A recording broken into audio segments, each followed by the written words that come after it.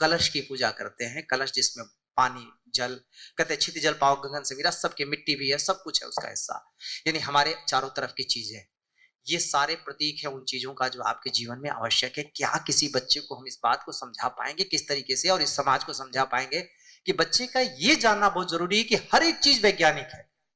और शुरू में आपको पता है सिंधु सभ्यता से लेकर मेसोपोटामिया की भी थी, चाइना की भी थी, सब जगह एक चीज मिली कि वो शिवलिंग की पूजा करते थे। बहुत मजाक उड़ाया जाता है योनि और लिंग की पूजा, वो है क्या? वो सृष्टि है, कभी भी हमारे लिए वासना का केंद्र नहीं रही। वो बताया इसीलिए क्या, खजुराहों की दीवारों पे जो अंकित है उसके बारे में लोगों ने कहा बताइए तब ऐसे थे आपके पुरखे। उनको ये नहीं बताया गया कि सर्टेन कुछ मंदिरों में कुछ लोगों का प्रतिबंध, कुछ लोगों का प्रवेश वर्जित था। शनि के मंदिर में महिलाएं नहीं जाएंगी, फला मंदिर में कोई नहीं जाएगा। क्यों नहीं जाएगा? क्योंकि उससे पाप नहीं पड़ जाएगा, श्राप नहीं पड़ जाएगा। होता यह था कि मंदिर अध्ययन के केंद्र थे, व्यवहारिक अध्ययन के, सत्संग के केंद्र माने जाते, वहां पे व्यवहारिक चीजें सिखाई जाती थी। वो युवाओं के लिए वो मंदिर जो रहा होगा उसमें बच्चे नहीं जा सकते, उसमें कुछ आयु वर्ग के लोग नहीं जा सकते, शायद इसलिए कुछ चीजों को प्रतिबंधित करके कुछ चीजों को। तो व्यवहार विज्ञान आज युवा पूरी तरह से घूम रहा है। क्यों? क्योंकि व्यवहारिक ज्ञान नहीं, हमने उसको स्किल डेवलपमेंट नहीं सिखाया। ग्रेजुएशन करके नौकरी पाते घूम रहा है, मेरे कार्यालय में आवेदन दे रहा है कहीं, मैं पूछता हूं जानते क्या हो? कुछ नहीं जानता। स्किल डेवलपमेंट उसी परंपरा ने आपको सिखाया, वो जरूरी है। तार्किकता जरूरी है, आपका काम में आना ज्ञान जरूरी है। ज्ञान विज्ञान दो, ये दोनों मिलकर शिक्षा है। हम जब इस शुरुआत को कर रहे हैं तो सारे पहलू देखने होंगे, परिवार से लेके समाज, समाज से लेके यहां हम कैसे जोड़ेंगे, बहुत कठिन है, बहुत मुश्किल है, लेकिन अब जरूरी है, अब अपरिहार्य है। रास्ता नहीं निकालेंगे मुश्किल में पड़ जाएगा समाज। लोग एक दूसरे को काट मार रहे हैं, ये हिंदू है ये मुस्लिम है, कोई भी अपनी परंपरा को नहीं समझ रहा है। परंपरा है ये, इसी परंपरा में आपको जीना, ये धर्म नहीं है। धर्म कुछ अलग चीज है। प्रकृति पुरुष शिव पार्वती गणेश का युग्मक जो बनना वो धर्म नहीं है, वो आपकी परंपरा है, वो विज्ञान है, वो आपको सिखाने के लिए, आपको समझाने के लिए। आप धार्मिक रूप से दृष्टिकोण से उसको देख लीजिए, आपकी मर्जी, उसको वैज्ञानिक रूप से देख लीजिए, वो आपके लिए जरूरी है। मैं यही कहूंगा कि जब हम बच्चों को सिखाने जा रहे हैं बहुत सारी तैयारियां करनी पड़ेंगी। मैं साधुवाद देता हूं, एक पहल हुई तो, एक कदम हम चले तो, कोशिश कर रहे हैं अगर, लेकिन इसमें आप सभी बहुत बड़े, बहुत क्रूशियल रोल पे हैं। थोड़ा थोड़ा थोड़ा थोड़ा डालना शुरू करिए। मॉर्निंग प्रेयर्स खत्म हो गए इस चक्कर में कि भैया वो कोई छात्र आरोप ना लगा दे, ये तो क्रिश्चियनिटी का प्रेयर कराते हैं, तो मुस्लिम प्रेयर कराते हैं, ये तो हिंदू प्रेयर कराते हैं। तो मॉर्निंग प्रेयर खत्म हो गया। हम कौन सा मॉर्निंग प्रेयर करते थे? मुझे आज भी याद है, जो हम मॉर्निंग प्रेयर करते थे उसमें हम ईश्वर से प्रार्थना करते थे कि हे प्रभु सबका कल्याण हो, सबका कल्याण हो, हे प्रभु आनंद दाता ज्ञान हमको दीजिए। पहले यही से शुरू होता था, कोई सरस्वती की पूजा नहीं करते थे, हे प्रभु आनंद दाता ज्ञान हमको दीजिए। कहां ऑब्जेक्शन है? वो प्रभु तो कोई भी है। तो फिर बाद में प्रार्थनाएं बंद की गई, फिर ब्रीफिंग्स होती थी, एटिकेट्स के बारे में क्या था, सब धीरे धीरे बंद हो जाता, जो जरूरी चीजें थे सब बंद होती है। हमने क्या किया, ब्लैक एंड व्हाइट में काला अक्षर सारा सबको दे दिया, उसके बाद और बहुत सारी चीजें बिगड़ दी। अब हमने हमने पैड दे दिया है, अब उनको उनको मोबाइल फोन से लेके पैड तक अवेलेबल है। हाल ही में अभी पीछे आप लोगों ने भी सुना ही होगा, एक बड़े स्कूल की श्रृंखला ने सारे गजेट्स बंद कर दिए, जिसने पहले सबसे पहले शुरुआत की थी कि गजेट्स पे ही, यानी केवल टैबलेट पे ही पढ़ाई होगी, उसने सारे टैबलेट हटा दिए क्योंकि बच्चों में इतना नेगेटिव इंपैक्ट पड़ा कि उन्होंने सारे हटा दिया। अभी हाल ही में स्वीडिश स्कूल, हम वापस लौटने के लिए बाध्य हैं। आज नहीं करेंगे कल करना पड़ेगा। बस उतना ही है कि कहीं ऐसा ना हो कि जैसे नेपाल में सब कुछ जल रहा है, जला के हम वापस आ गए। आना तो है, और एक बात और याद, उसी परंपरा में आना है। चाहे कोई लाख सिर पीट ले, इधर उधर कर ले, वो परंपरा यहीं रहनी है। क्योंकि उस परंपरा का रिलेवेंस है। वो परंपरा उसी तरीके से जैसे कहें कि सूरज पूरब में उगता है, शरीर मिट्टी का बना है, उससे आप बाहर नहीं जा सकते। जितनी जल्दी अडॉप्ट करें हमारे लिए अच्छा है। Thank you so much. माननीय आयुक्त महोदय ने बहुत ही विस्तार से जो मैं अवधारणात्मक बात कर रहा था उस पर कई व्यावहारिक उदाहरणों से आपको बहुत ही स्पष्टता दिया है और मैं हृदय के अभ्यंतर से आपके द्वारा दिए गए व्यस्ततम क्षण और यहाँ पर दिए गए प्रबोधन के लिए मैं आभार व्यक्त करता हूँ। और इतना जरूर है कि मैंने कहा ना कि हर जगह से शिक्षा मिलती है। भारतीय शिक्षा बोर्ड गोष्ठियां हम इसलिए करते ही हैं कि संकेत मिले। अभी आप लोगों से भी राय लूंगा आयुक्त महोदय को यहाँ से विदा देने के बाद। जब भारतीय ज्ञान परंपरा की बात हम करते हैं आदरणीय अंजलि जी, तो भारतीय शिक्षा बोर्ड आपकी धारणा से पूर्ण मेल खाता है कि हम सिर्फ वेद उपनिषद या लिपिबद्ध शास्त्रों तक सीमित नहीं है, बल्कि नेशनल कैरिकुलम फ्रेमवर्क भी जो संकेत कर रहा है कि लोक परंपराएं, लोक संगीत, लोक कहानियां और हर समाज की, जब हम भारत की ज्ञान परंपरा की बात कर रहे हैं तो हमें संगम लिटरेचर की कहानियों की ओर भी जाना है, पंचतंत्र की ओर भी जाना है, सरना संस्कृति आदिवासियों की कथानकों की ओर भी जाना है।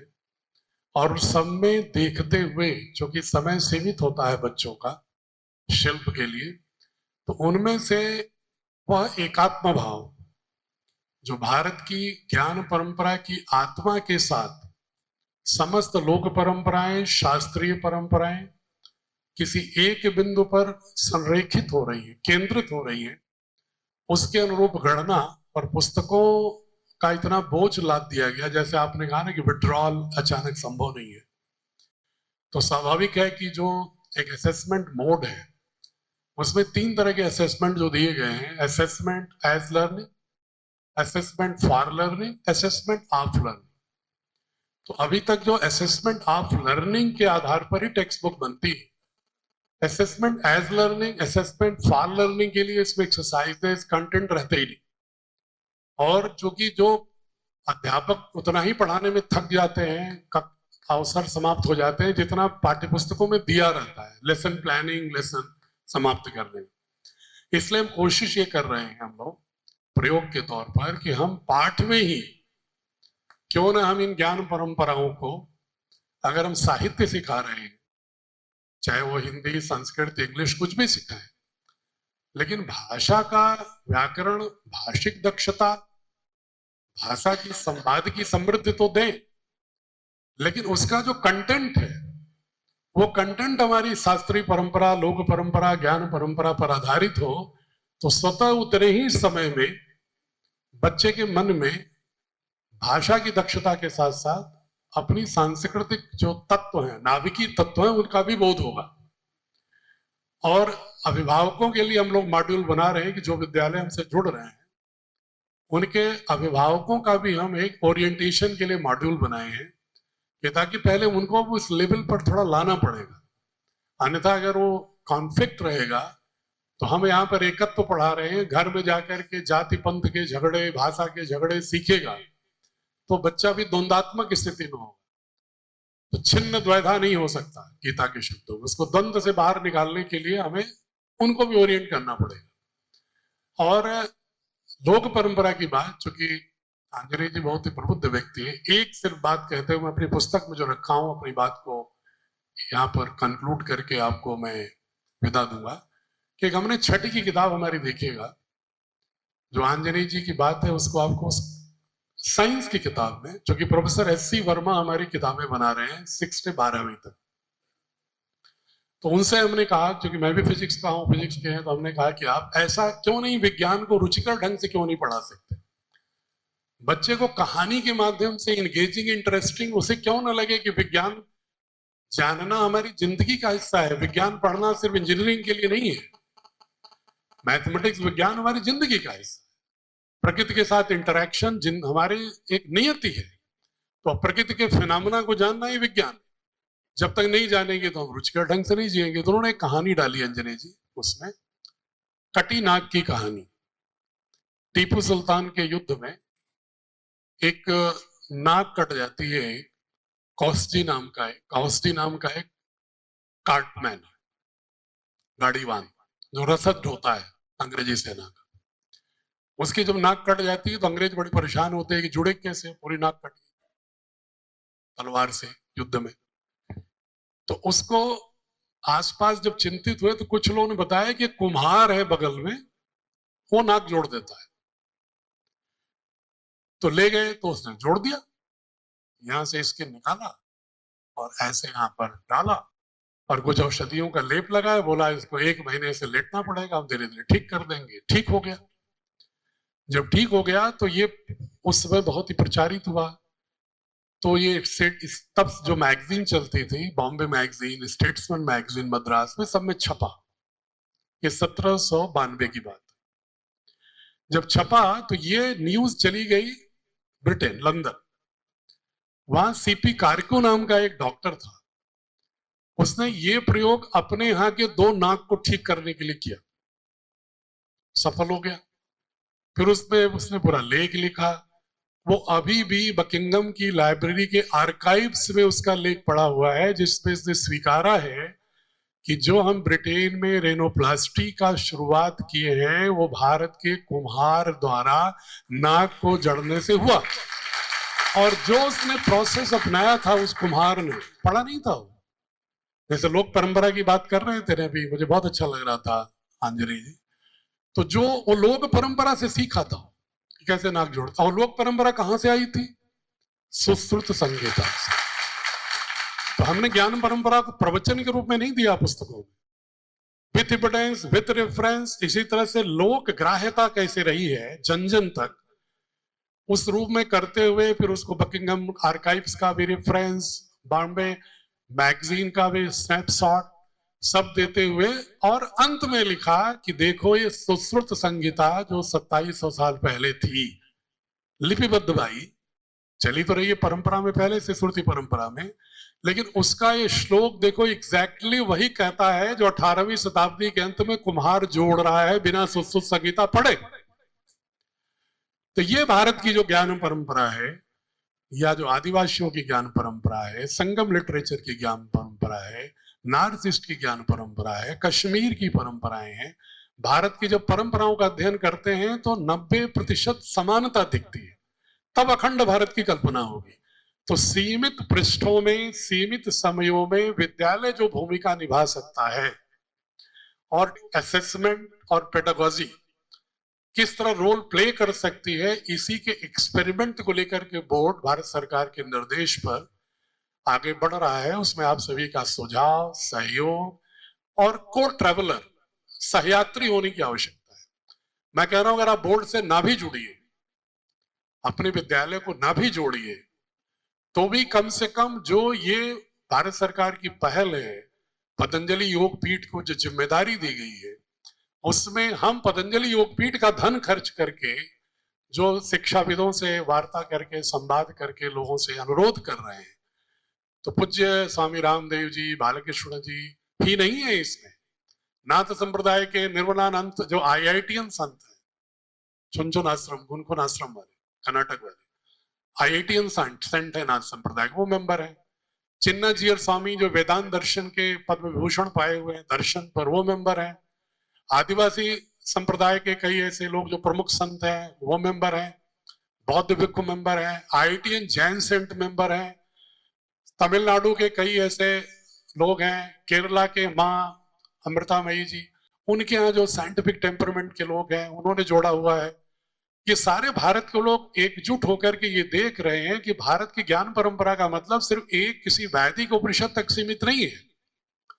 जितने भी भारत की सांस्कृतिक यात्रा में पूरे हजारों साल के इतिहास में जो पुष्ट ज्ञान परंपराएं हैं जो हमें लाभ दे रही हैं और 21वीं सदी के लिए बहुत उपयोगी है, आज के लिए जो बहुत उपयोगी है, उसको सार तत्व को ग्रहण करके उसको पाठ्यपुस्तक, पेडागोजी और असेसमेंट के मोड में लाने का एक प्रयास, पहल है।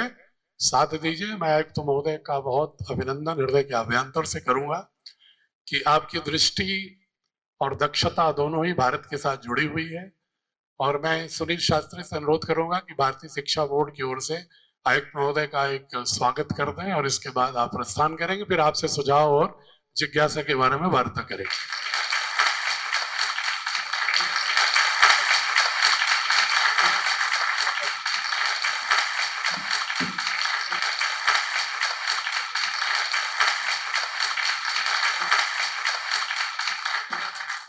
अगर आप लोगों को जिज्ञासा हो बोर्ड के बारे में, अवधारणा के बारे में, तो अपनी राय रख सकते हैं।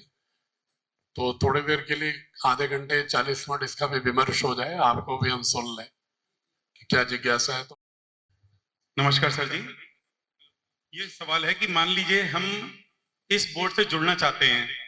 अभी हमारा स्कूल जो है वो सीबीएसई बोर्ड से एफिलिएटेड है, लेकिन आपसे जुड़ना चाहते हैं, तो क्या दोनों पैरेलल चल सकते हैं एक ही बिल्डिंग में, जो सीबीएसई अलाउ नहीं करता? नंबर 1, ठीक है सर। अगर उसके पास हम आप भारतीय शिक्षा बोर्ड, सीबीएसई तो अलाउ नहीं करेगा सर, दो बोर्ड, ठीक है।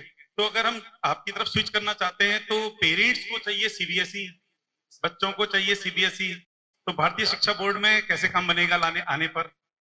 ऐसा है ना कि हम एक जो माहौल है, अभी आयुक्त महोदय ने कहा ना कि उस किसी भी मानस को बदलने में वक्त लगता है। ये विगत हमने 8 महीने से यात्रा शुरू की। कुछ विद्यालय उत्तर प्रदेश के भी करीब 50-60 लोग एफिलिएशन लिए अभी 6 महीने के अंदर। कुछ लोगों ने लिया था मार्च में, 10 लोगों ने, क्योंकि शुरू ही किया हमने 8-10 महीने से। तो प्रारंभ में उनको ये भय था जो आपने कहा। हुआ भी ऐसा कि शुरू में उनके यहां से 9th 11th में बच्चे 25% छोड़े अप्रैल में, लेकिन जुलाई में आते आते 60% बच्चे बढ़ गए। उनके खुद ही के डॉक्यूमेंटेशन। कारण ये है कि एक भ्रम फैलाया जाता है बोर्ड के बारे में कि ये तो संस्कृत का बोर्ड है, इसमें कोई कॉम्पिटेंसी नहीं होगी। लेकिन जब पुस्तकें हमारे गार्जियन देख रहे हैं, नर्सरी से लेकर के और 8वीं तक की तैयार है, और 9वीं से लेकर 12वीं तक इस साल आ जाए। तो जब उन्होंने 8वीं तक पुस्तक देखी हमारी साइंस की, मैथमेटिक्स की और इंग्लिश की, पहले उनको भ्रम था इंग्लिश नहीं पढ़ाया जाएगा।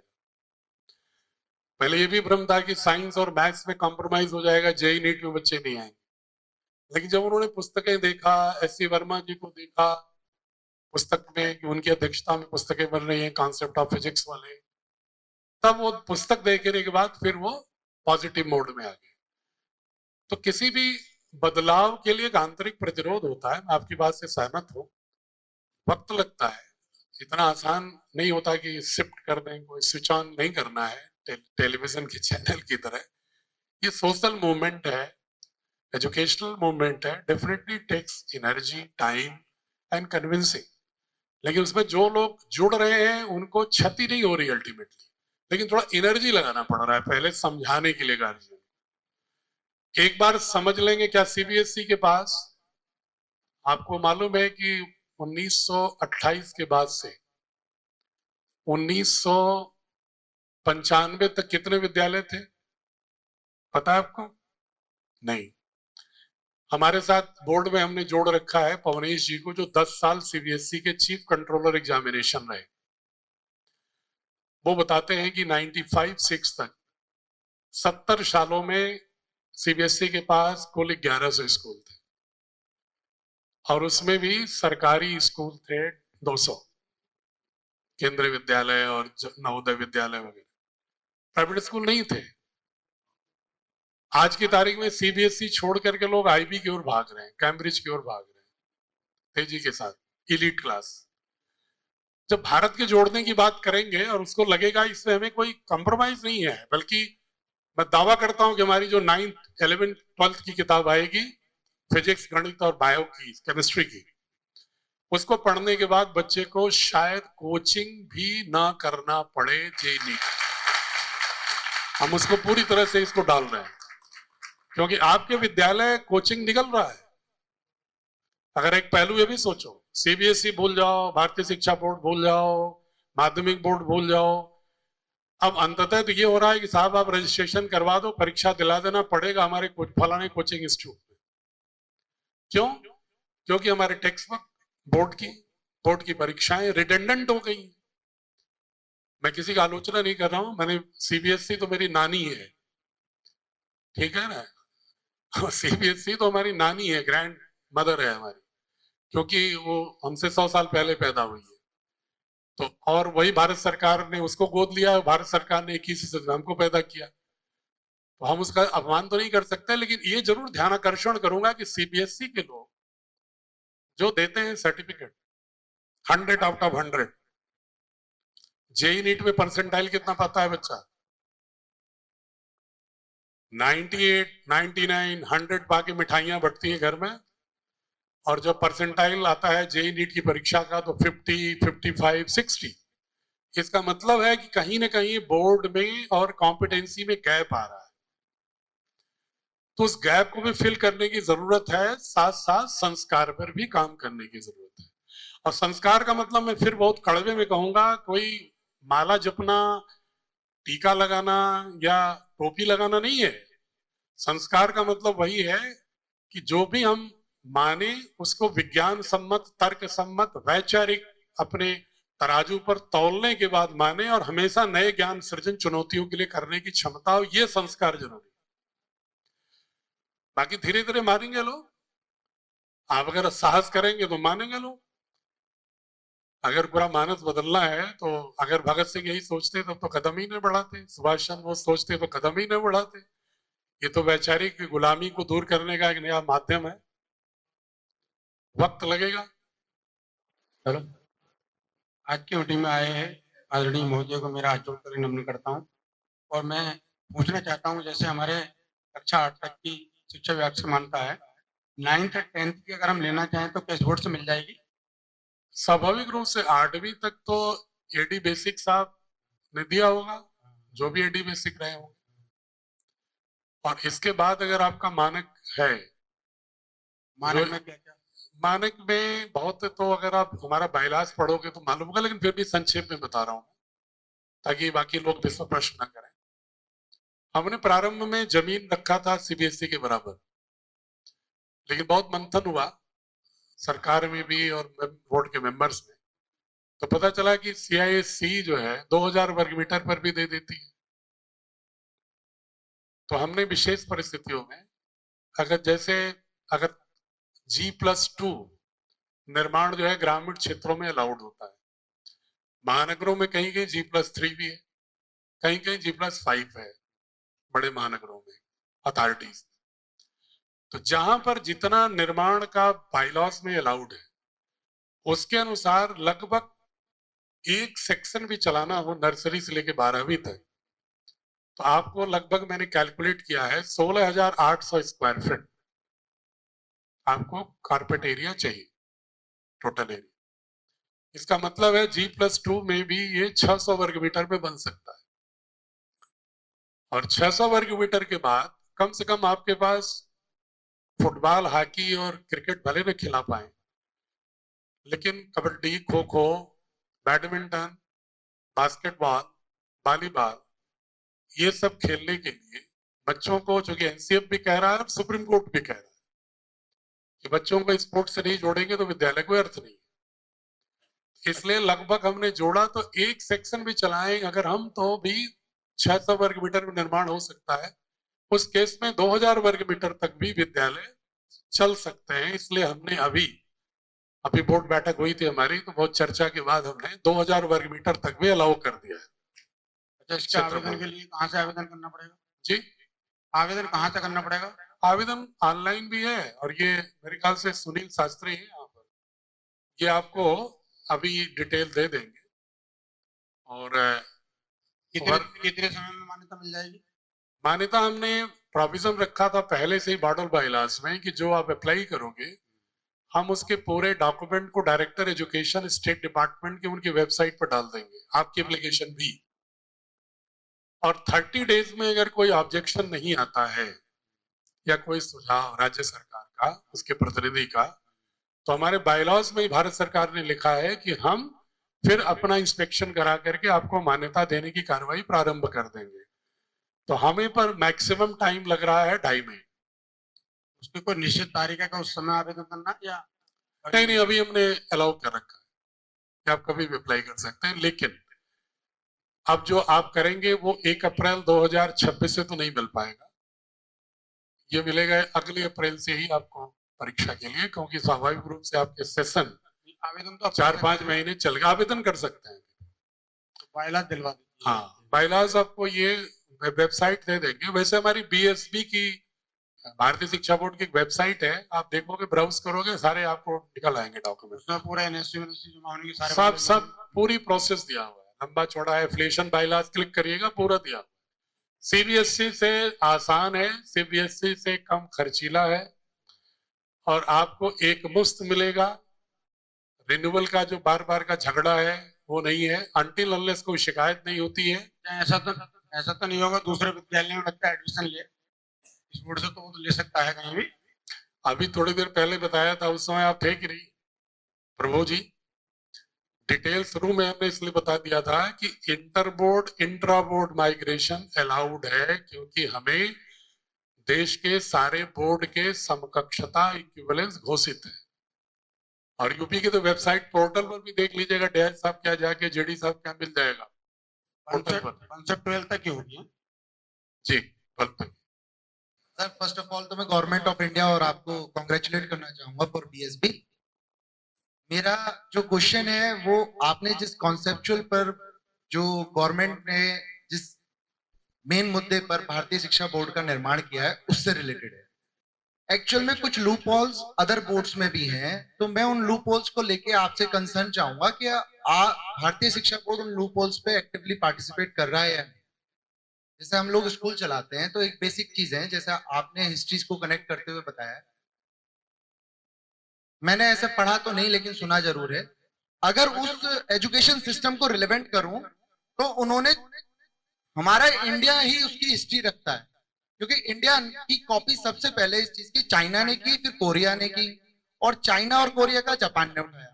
तो मेरा क्वेश्चन सिंपल है कि इंडियन एजुकेशन सिस्टम में सिविल एटिकेट्स को लेकर कोई क्लास, कोई सब्जेक्ट नहीं लिखाया जाता, और बचपन से ही हम बच्चों को रटाने की तरफ चलते हैं। सर पहला क्वेश्चन। दूसरा एक और क्वेश्चन है सर, मैं अपने क्वेश्चन खत्म कर लेता हूं। सेकंड क्वेश्चन मेरा ये है, as per you're the chairman of the Bharatiya Shiksha Board, as per your concern, MCQs are more important for a child or a descriptive paper is more important for a child? क्योंकि यहाँ पर ये सोचने का विषय है कि बच्चों की हमें थिंकिंग स्किल्स डेवलप करनी है या लर्निंग स्किल्स, रटाने की विद्या को ज्यादा डेवलप करना है। तो भारतीय शिक्षा बोर्ड किस तरफ फोकस कर रहा है, और दोनों ही एस्पेक्ट्स पे, और स्कूल्स को राइट्स क्या दे रहा है सिविल एटिकेट्स को लेके, या बेसिक एजुकेशन सिस्टम में हर बोर्ड अपने अकॉर्डिंग पैटर्न डिजाइन करता है under NCF and NCT, but कुछ नॉर्म्स बोर्ड के भी होते हैं। तो बालवाटिका लेवल पर आप क्या प्लान कर रहे हैं, एज अ भारतीय शिक्षा बोर्ड क्या प्लान कर रहा है? क्या हम सिविल एटिकेट्स को प्रायोरिटीज देंगे, या हम वही एक ट्रेडिशनल एजुकेशन सिस्टम की तरफ मूव करेंगे जो अभी भी देश में एग्जिस्ट करता है? तो दैट इज माय क्वेश्चन। पहला प्रश्न जो आपका था ना कि सिविल एटिकेट है कि नहीं है, मैं चूंकि 1 घंटे के संबोधन में सारी बातें नहीं कह सकता था। सिविल एटिकेट अगर एक अलग से चैप्टर बना दोगे बेटा तो वो भी बोझिल हो जाए। सिविल एटिकेट हमारी, जिसको आप सिविल एटिकेट कह रहे हो, उसी को मैं कह रहा हूं भारतीय ज्ञान परंपरा से उपजी हुई आचरण पद्धति। आचरण पद्धति, मनुष्य में किस तरह के गुण होने चाहिए, उसके आचरण व्यवहार में कैसे प्रतिध्वनित होना चाहिए, उसकी पर्सनालिटी का जो रिफ्लेक्शन है वही तो उसका व्यक्तित्व है।